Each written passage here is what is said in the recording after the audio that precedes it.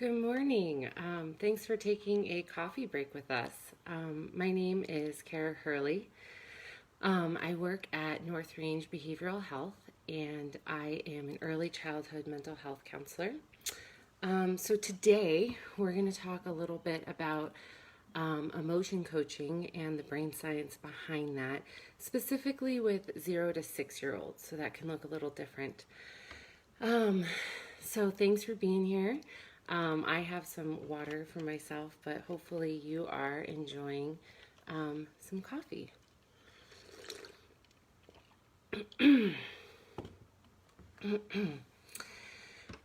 So thanks for being here.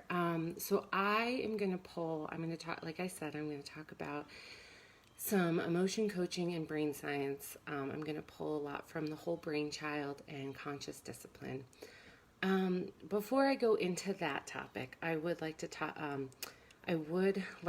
broach the topic of race with us in regards to how that has to do with the information I'm going to share with you all. So this topic is going to be we're going to talk about the brain and the brain of young children. So for the most part, brains are the same. They don't see race or racism. But we made up this thing called race and racism, just dependent on our skin color and how much melanin we have in our skin. And we decided to treat people differently based on how much melanin is in our skin. So typically that meant that we created a system that white people got treated better and people of color got treated worse. Or disadvantaged or unequally or inequitably. And why I'm bringing that up before I go into this information is that a lot of times that inequity meant that sometimes communities of color, family of color, and children of color felt like this information that I'm going to share is not for them because it's shared by people who are not seen or viewed like them. So why I'm bringing that up is that I want this to be an opportunity for emotional regulation and growth to be seen for every community and every family of color, and for it to be an opportunity to spread equality. And so I just wanted to name that this information is for everyone, although it might be from researchers that look like me, have skin color like me, and that it is being talked to you about from a white person, but that this is information that is equal access and for everyone, and it's really important to name and identify how race and racism might contribute to people not feeling like mental health access is important or for them. Okay, where are we at? What time is it? It's 9:30. It's only 4. We've only been 4 minutes in. All right, that was a lot. Again, if you're just joining, thanks for taking a coffee break with us. We're just talking about brain science and emotion coaching with kids 0 to 6.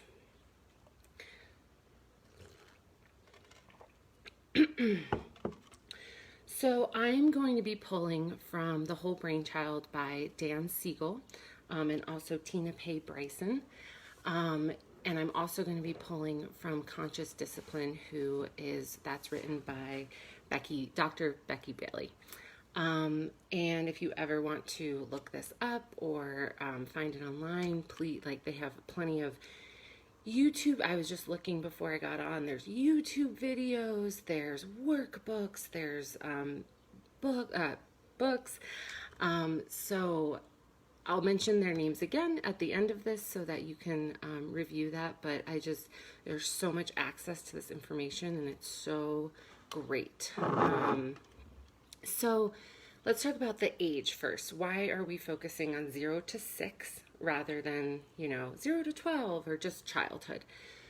So we're focusing on 0 to 6 because the brain is starting to develop, and it's at a different stage than 6 to 12, 6 to 7, 6 to 8. So what's really different about that 0 to 6 is they really need that hand over hand guidance from their parents and their caregivers and their responsive adults and safe caregivers in their life.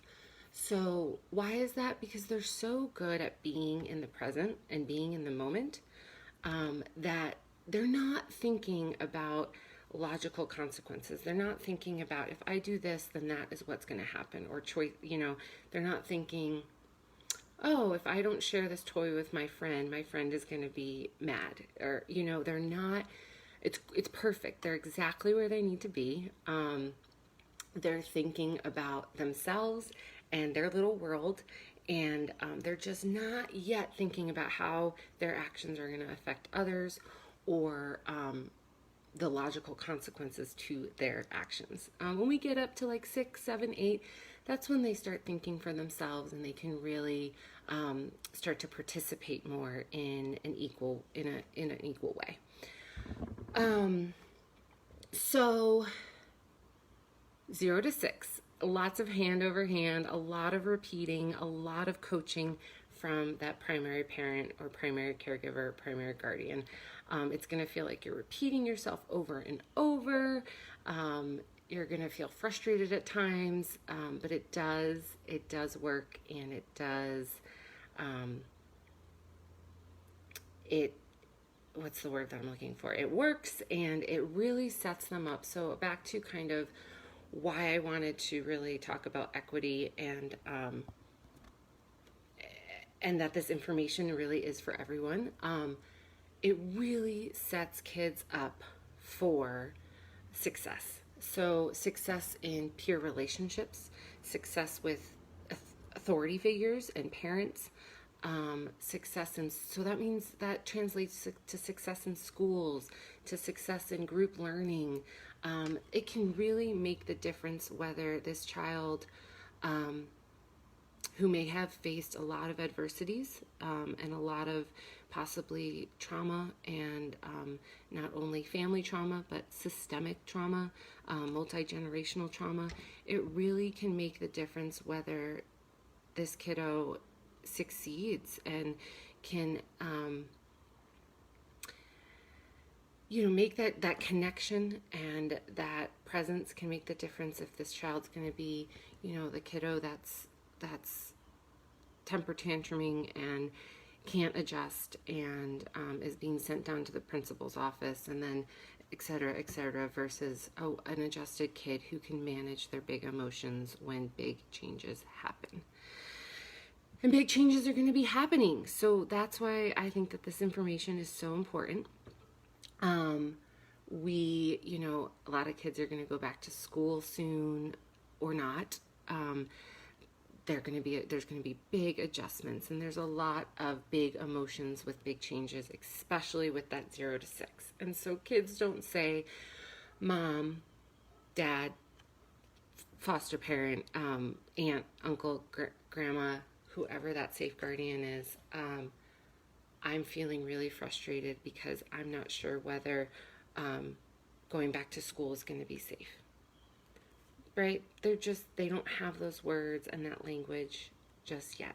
What they're going to do is, when they're told no, or when you make a small change in their routine, they're going to throw a fit, right? They're going to let you know they're upset, but it's not going to make any sense, and it's going to feel really, really frustrating.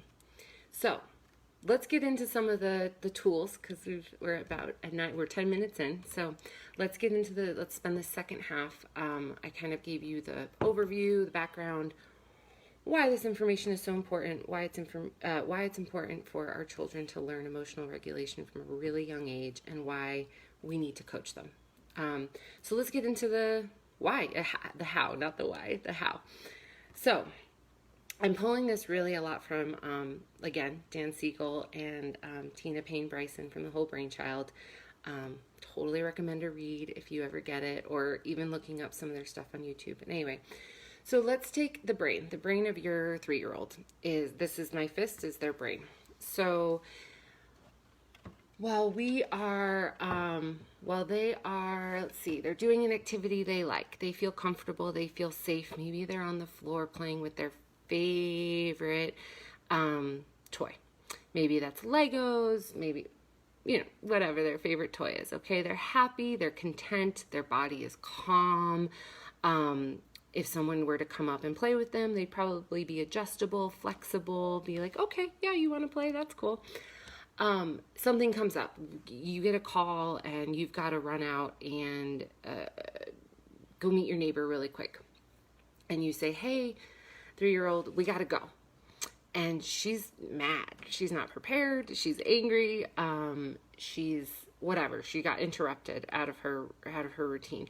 So this is her brain. It's calm, content, collected. So her brain flips, right? And so that's why when we say they're flipping their brain, or they've lost it, or they're out of control, or they're gone, right? I've heard that before of like, I just can't reach them, right? So their lid is flipped. So their upstairs brain is now thinking, and their downstairs brain, which controls all the emotions, which is empathy, which is beautiful, right? But it's also anger, sadness, frustration, not feeling safe, scared. It lives here. And so now that protective factor, this top brain, which controls the logical thinking, and I can do this, and that those problem solving skills, that step by step, 1, 2, 3, it's flipped. It's out of it's gone, right? And so their emotions are leading right now, and it makes it really, really hard, especially for a 3-year-old or a 2-year-old, or someone young, to get back down to calm on their own. So we really have to guide them, and I'm going to tell you how, but we have to guide them back to calm, to be able to make good decisions, to be able to express and feel validated what we're feeling, but then also say, okay, back to that kind of example I said, if we go and help our neighbor out right now, we'll come back and we'll sit and have lunch, maybe your favorite lunch, right? But when their lid is flipped like this and their emotions are guiding, they can't get back to this without our guidance, right? And so that's the tricky part. So that's kind of the emotions, the very simple brain science around the downstairs brain, the upstairs brain. So the downstairs brain is really important. We need that. We need our empathy. We need our emotions. And we also need the upstairs brain, which is our logical thinking. But we need them to work in tandem, and we need them to work together. So what do we do when our 3-year-old's lid is flipped? How do we help? Okay. So I love an acronym, what I use, and I'm pulling this. It's Dan Siegel, the whole brainchild, pulls it as well. But I love this acronym, which is from Conscious Discipline by Dr. Becky Bailey. It's called DNA. And it sits with me. I remember it, so it's easy to remember. So describe, name, acknowledge. All right, so let's go back to our example of our 3-year-old who's playing on the floor. She's calm, collected. You get a phone call, you have to leave. We didn't have time to prepare her. She wasn't expecting it, and we gotta go right now. And she's upset. Her lid is flipped. So, and then maybe she's screaming. She's not putting on her shoes.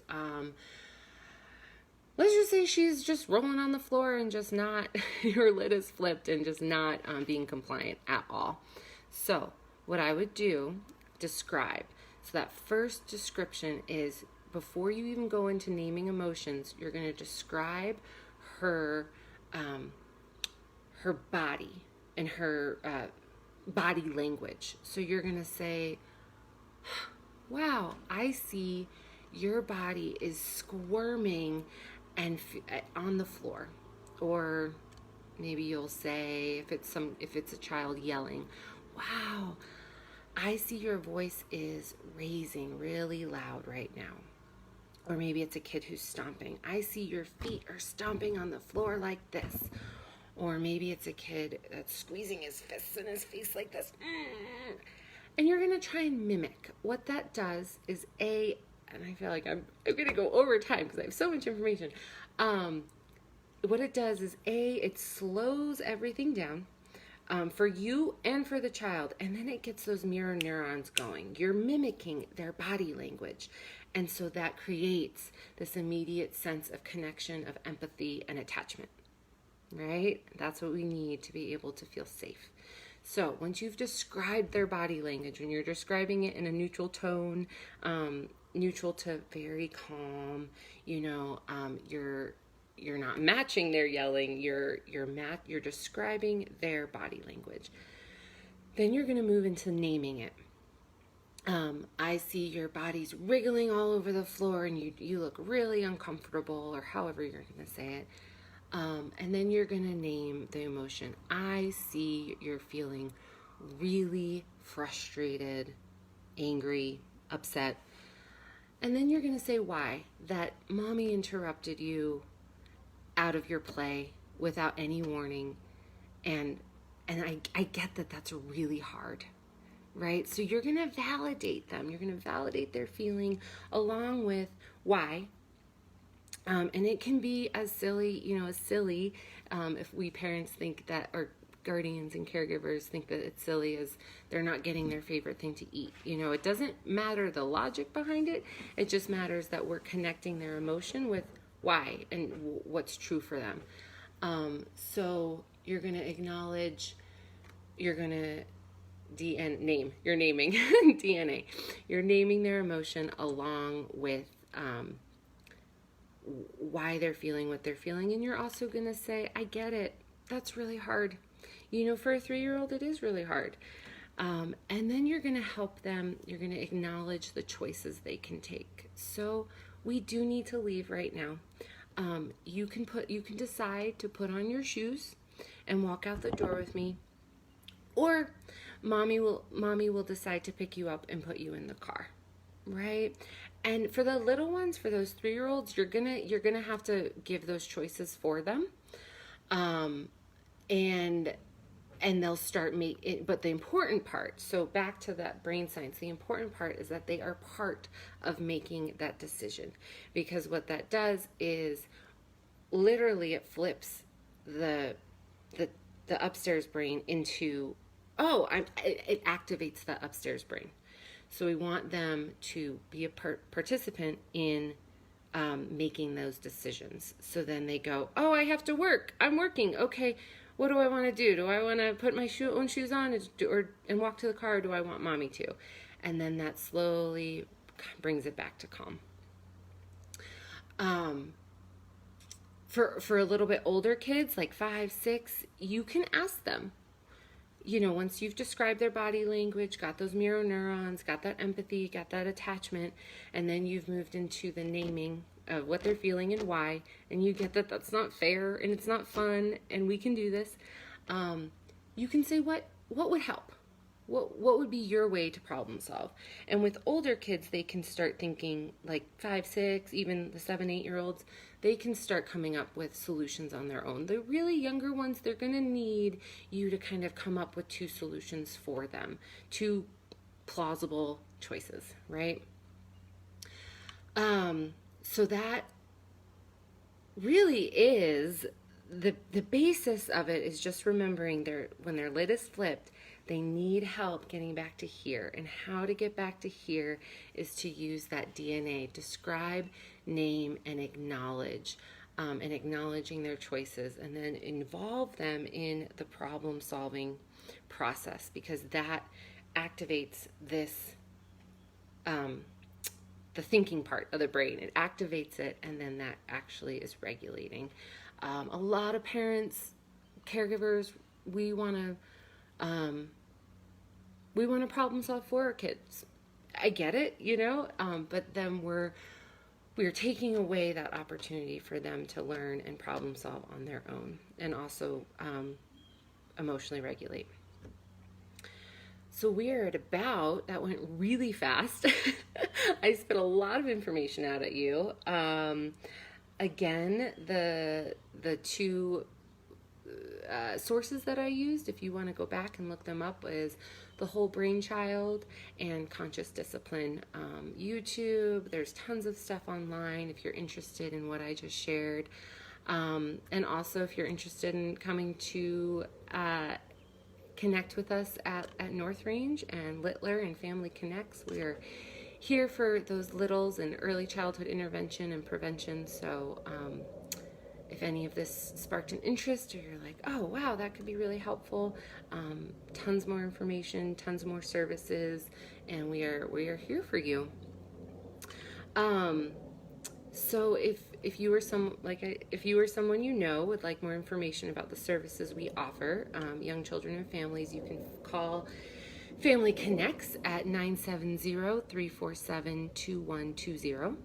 And our crisis support services are always available for behavioral health emergencies. You can walk into the Crisis Center, 928 12th Street, Greeley, and you can call 970-347-2120 or text TALK to 38255. You can also call our warm line at 970-347-2359 if you just need to talk. So again, thank you for allowing me to share some of my passion with you, and thank you for your time, and I hope that some of this was maybe sat with you and inspired you a little bit to emotion coach our little brains, 0 to 6. Okay, thank you so much.